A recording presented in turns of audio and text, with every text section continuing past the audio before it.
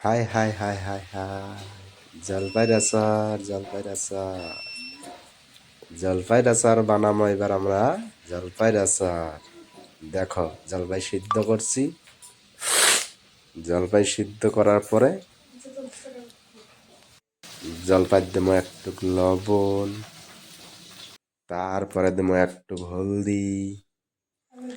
হলদি দিয়ে তারপরে জলপাইটা একটু মাখামাখি করো। মাখামাখি হয়ে গেল, দেখা গেল হলদি কম, আর একটু দিলং। দেওয়া শেষ, আর একবার মাখামাখি করি একটু জলপাইটে। এই যে মাখামাখি হয়ে গেল,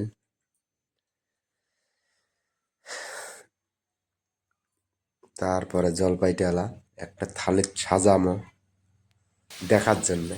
সাজাইলাম একটা থালি, সাজিয়া শুকিয়ে দিম।